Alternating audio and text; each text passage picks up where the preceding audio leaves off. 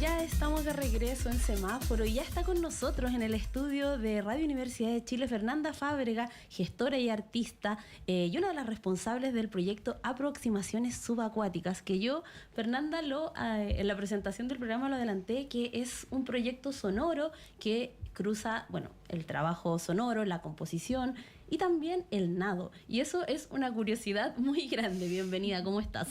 Bien, muchas gracias, Gabriela, por la invitación. Lo primero que quisiera preguntarte es el origen de esta iniciativa. ¿En qué momento la natación y el trabajo artístico del sonido se cruzan en este proyecto, en las aproximaciones subacuáticas? ¿Cómo fue ese cruce? Imagino que tú nadas. Sí, sí, yo nado hace varios años. Bueno, desde chica siempre me ha gustado nadar. Pero llevaba varios años entrenando en nado libre, o sea, yendo a horarios libres de piscina a hacer entrenamiento. Y en estas metas que uno se va poniendo para poder nadar más tiempo y no tener que detenerse, empecé a imaginar poco a poco cómo sería un concierto sonoro con nadadores en una piscina, porque el mundo sonoro subacuático es muy interesante como para uno como nadador. En el fondo está debajo del agua y esa vibración y ese sonido te va ayudando e impulsando como a perseguir esas metas. Entonces me acerqué también a un colega, gran amigo, un saludo para Matías Serrano, quien es integrante del equipo también, él es co-creador del proyecto, no es solo mío, y me acerqué y le conté todo esto. Y él también enganchó porque tenía una aproximación similar, aunque él no juega, pero le gusta mucho ver tenis. Entonces empezamos a hablar de la dimensión sonora de lo deportivo en general. Y ahí desarrollamos este proyecto, postulamos un fondo y al adjudicarlo empezamos a planificar talleres y trabajo con nadadores, pero amateurs, que quisieran nado libre, no de competencia. Bueno, es bien interesante lo que dices porque para quienes nadan o incluso para quienes pueden pasar mucho tiempo en una piscina de un modo recreativo, es súper evidente lo que pasa en lo sonoro cuando tú estás bajo el agua. Te separas un poco del mundo, como que lo sonoro se ralentiza y aparecen otros sonidos que a lo mejor en el cotidiano no están tan presentes, como por ejemplo la respiración, por ejemplo el movimiento. Entonces me pregunto, teniendo esa información, ¿en qué momento siempre se pensó en un concierto sonoro? En realidad, siempre se pensó en investigar lo que significa ese mundo. Yo estudié, igual que Matías, el Magíster en Artes Mediales en la Universidad de Chile, quienes también nos están apoyando. Uh-huh. Y parte de mi trabajo de tesis, que no es tan entretenido, tenía que ver con aproximaciones de formas de vivir la playa, por ejemplo, muy cotidianas, que a mí me parecían muy interesantes, ¿no? Uh-huh. Esto de estar jugando constantemente con la arena y no parar y hacer y deshacer castillos y hacer y deshacer. O sea, ¿qué hay ahí que uno pueda sumergirse como en un tiempo-espacio que parece extenderse por vida?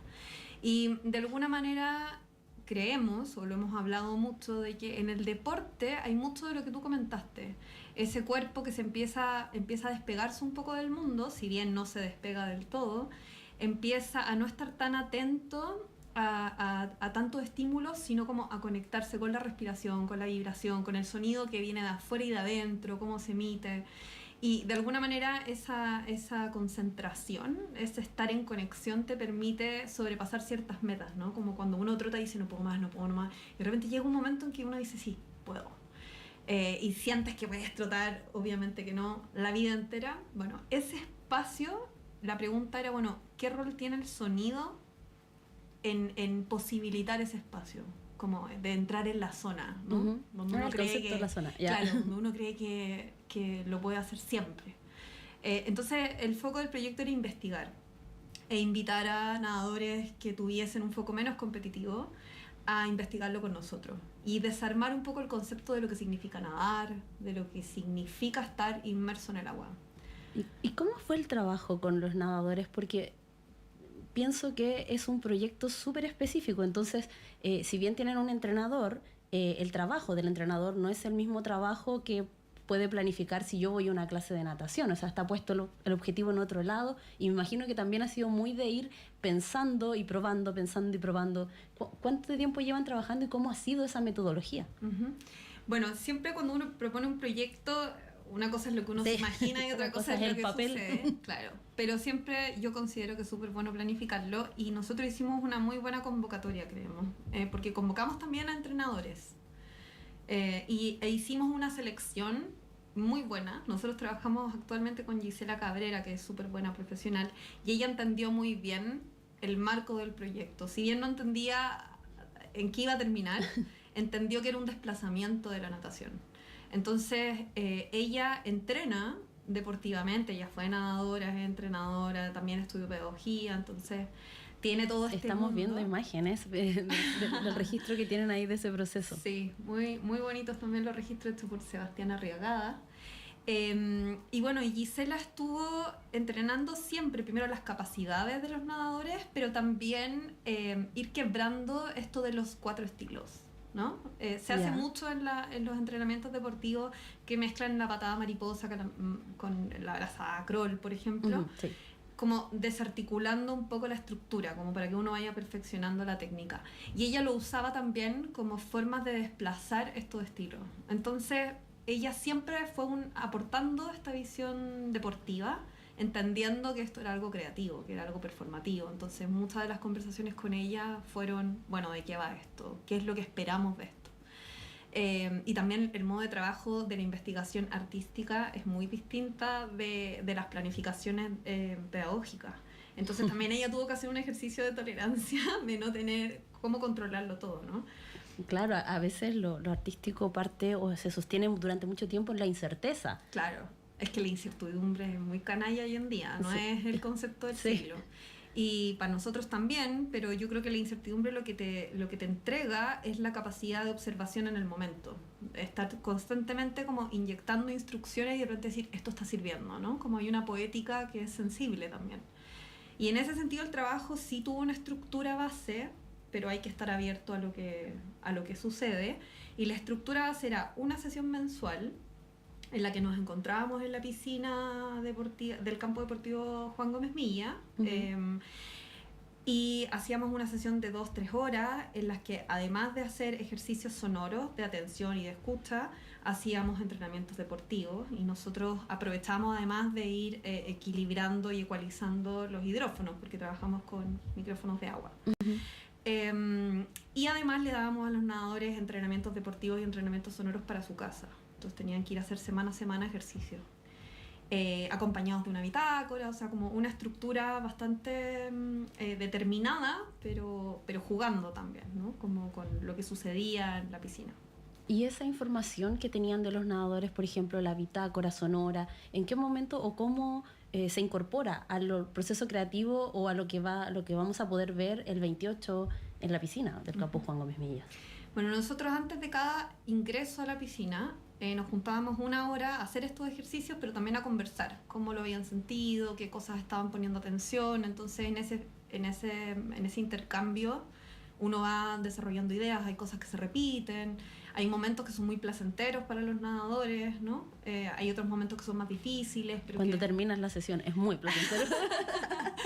Claro, por ejemplo, para quienes entrenan el momento de relajo final es como, uy, esto es lo que me gusta, ¿no?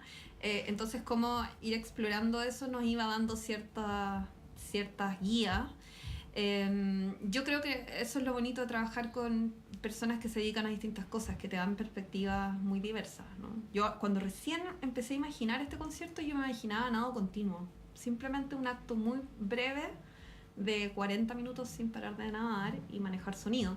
Y luego se fueron empezando a complementar otras miradas que hicieron que cambiara eso, ¿no? Que ahora hay otra, no sé cómo llamarlo, coreografía tal vez, o instrucciones que hacen que se despegue de eso que imaginamos. Y en esa hito, concierto, vamos a llamarlo concierto porque así lo han llamado ustedes al menos en redes sociales, entonces van a estar los nadadores y el sonido que emiten al nadar o que ustedes les han indicado como en esta coreografía, y va a haber algo de lo que se registró previamente, del proceso, de las bitácoras, de lo que grabaron con los hidrófonos, perdón. ¿Cómo se van a cruzar como ese registro versus lo que va a pasar ese día en este concierto performático?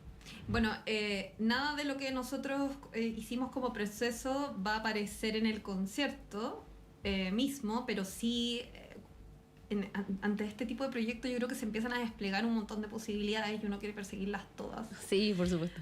Totalmente, no todas las vamos a lograr ahora, pero está este concierto como uno de los hitos, 2 funciones. Y luego viene un cuadernillo que estamos preparando con parte de esta estructura que fuimos desarrollando, cómo finalmente se trabaja con un espacio no convencional como una piscina, con personas que no son bailarines, sino que son performers, ¿no? Como que usamos otro concepto. Y que son nadadores. Y que son nadadores. Porque a lo mejor varios de ellos no tenían, quizás, no lo sé, el concepto de lo performático. Claro, exacto. Porque los convocaron porque nadaban. Claro, pero nadaban no en competencia. Entonces siempre se les empezó a decir, ustedes no son nadadores para nosotros, son performers. Como ir desplazando ese rol, ¿no? Ya. Súper importante esa diferencia para nosotros. Y también tenemos, bueno, un registro audiovisual que está haciendo Sebastián Arragada, que hizo este teaser que se acaba de mostrar. También queremos hacer un compilado tipo álbum con pistas y tracks de los distintos momentos del concierto. Entonces se vienen varias cosas después, pero la primera muestra, el primer resultado es este concierto del 28 de marzo, que están muy invitados, 2 funciones, varios cupos, aforo limitado, pero hay harto espacio, o sea, 150 personas más o menos. En la piscina que está ubicada en el campus Juan Gómez Millas, ¿cómo alguien que estuviera interesado en ver todo esto de lo que estamos hablando puede participar? ¿Hay un formulario? ¿Va a haber? ¿Cómo? Cuéntanos. Sí, nosotros tenemos una cuenta de Instagram que se llama Club Sonoro Deportivo, que es nuestro club que fundamos. Ahí vamos a dejar las inscripciones, hoy día vamos a publicar la información y van a haber links para estas 2 funciones para inscribirse a través de Portal Ticket. Es gratuito, es solamente tener su entrada para que pueda ser verificada al momento de ingresar. Va a estar también la información en la cuenta de Instagram de Deporte Azul y del Magíster de Artes Mediales, que son quienes también hicieron posible este proyecto, ¿no? Que nos han colaborado desde el comienzo. O sea, la piscina nos dio un año de trabajo en sus dependencias. Así que toda esa información va a estar ahí. Pueden simplemente inscribirse y reciben su ticket de inmediato. Me preguntaba por eso también, por el uso del espacio, porque en general en Santiago no hay tantas piscinas, las piscinas suelen estar bastante llenas, conseguir un cupo es bastante difícil y sin embargo ustedes con un proyecto que, claro, toma lo deportivo, pero es un proyecto más performático y artístico, consiguen. ¿Cómo fue esa gestión? Porque también es difícil de explicar, sobre todo quizás ahora es más sencillo porque ya han recorrido un camino, pero al principio es como... Queremos hacer una exploración, queremos usar la piscina, vamos a grabar nadadores. ¿Cómo fue la gestión de ese espacio? Bueno, yo creo que en primer lugar, esta es una opinión muy personal, pero yo creo que la Universidad de Chile se destaca bastante por esto, como por apostar al trabajo que va más allá de ciertos posibles resultados como útiles, ¿no? Entonces ahí no tengo nada más que agradecer a Mónica Abate, que es coordinadora del Magíster de Artes Mediales, que me apoyó para hacer el contacto, a Dylan Padilla, que es también de Deporte Azul, quien confió en el proyecto. Yo les presenté el proyecto, me dijeron sí, está súper interesante, incluso si es que no eran capaces de entender como el imaginario que nosotros teníamos, o sea, abrir una piscina 2 horas para un grupo sin tener ningún tipo de ingreso es súper complejo, porque las piscinas son muy difíciles de mantener. Entonces eso ya es un esfuerzo que implica el reconocimiento. No sé cómo lo logramos. No te podría decir otra información más que confiaron en nosotros y creyeron que podía ser un aporte. Nosotros creemos que es un aporte. Ojalá hubiese siempre un taller de sonido en las piscinas, ¿no? Porque el acto de nadar, no competitivamente, incluso competitivamente, pero hay tanta gente que intenta acceder a piscinas, hay tan pocas piscinas, la mayoría están en el sector oriente, y hay un trabajo, hay un momento de bienestar en el desarrollo del deporte que tiene mucho más que ver no solo con la salud y con ser fit sino con bienestar mental, ¿no? Y yo creo que también hay algo ahí en el sonido, esa capacidad de entrar en momentos de introspección, de ser uno, antes de ser trabajador, antes de ser lo que sea que uno es. Entonces yo creo que tanto la piscina como el magíster vieron eso, como ese trabajo liminal entre el arte, lo cotidiano, como que se abre un espacio de investigación y de vinculación académica o de departamentos académicos. Entonces creo que va por ahí esa confianza. ¿Y cómo proyectan el futuro de este club sonoro? Porque están en un proceso que mencionabas que, bueno, este es el primer hito público, que viene este cuadernillo, está esta intención también de que lo sonoro esté disponible en alguna plataforma, pero pensando un poco en la proyección del trabajo, en los aprendizajes, ¿cómo proyectan eso? No sé, me pregunto, el mismo ejercicio en una piscina abierta, ¿sonará igual? No sé, como que solo al escucharte se me abren esas preguntas y me imagino que ustedes tienen muchísimas más. Entonces, ¿cómo están mirando quizás las siguientes etapas de este proyecto? Son súper bonitas preguntas. Ojalá no pudiéramos quedar mucho tiempo haciéndolas. Sí, de hecho yo cuando recién empecé a partir de este proyecto, empecé a pensar en este proyecto, yo nadaba en una piscina que tenía domo. Entonces era muy distinta de la piscina que nado ahora, que es más hormigón armado. Nosotros tenemos muchos sueños. Quisiéramos hacerlo con muchos deportes. Siempre uno tiene un tema de financiamiento, de capacidad de gestión y de la vida. Pero para mí sería un sueño replicarlo en otras piscinas. Primero, si nos quedamos solo en la natación, me encantaría poder hacer talleres más abiertos, no dedicar solamente un trabajo porque ahora trabajamos con 6 performers, sino tal vez como incluso con niños, ¿no? Como hacer un trabajo más comunitario me encantaría, pero eso es algo que queda en el tintero de lo deseado. Y en términos del futuro del Club Sonoro Deportivo, tenemos ciertas ideas, trabajar con otros deportes, trabajar como... El tenis, que le gusta a Matías. El tenis, como le gusta a Matías. También estamos esperando, hay un trabajo interno con el Magíster a ver si podemos hacer algún tipo de encuentro con otros proyectos que también trabajan con lo deportivo. Por ejemplo, hay un proyecto súper bonito de Cristian Oyarzún, con otros chicos, otros colaboradores, que él trabaja con patines y también una dimensión sonora. También hay un trabajo de colectivo Caput en Iquique, que ellos trabajan con la playa como un entorno también artístico como por excelencia o plástico por excelencia. Entonces ahí está el futuro del cruce también, ¿no? De cómo se puede abrir la dimensión artística en función también de actividades comunitarias o de prácticas cotidianas. Y ahí estamos explorando posibilidades. ¿Y cuáles han sido los principales aprendizajes que podrías destacar del desarrollo de este proyecto hasta este momento? En términos artísticos, en términos teóricos quizás, en términos hasta de gestión, si pudieras definirlo de ese modo. Hoy muchísimo, muchísimos aprendizajes. Por ejemplo, yo me dedico mucho a la gestión cultural. Trabajo en una institución fija. Y creo que en el trabajo de proyectos artísticos uno tiene que ser muy estricto con la gestión, pero también tiene que abrir mucha la posibilidad del cambio y la flexibilidad. Y eso es algo que para mí es un gran aprendizaje. Y por otra parte, en materia tal vez artística, yo creo que es muy bonito cuando el arte se abre a otras dimensiones que no son tal vez las instituciones o los espacios clásicos del arte. A mí, yo creo que ese es el espacio que más me gusta. Y me parece que es un espacio interesante no solo para uno como artista, sino también para las otras personas que sienten que aquello que viven es reconocido, ¿no? Como un espacio de valor.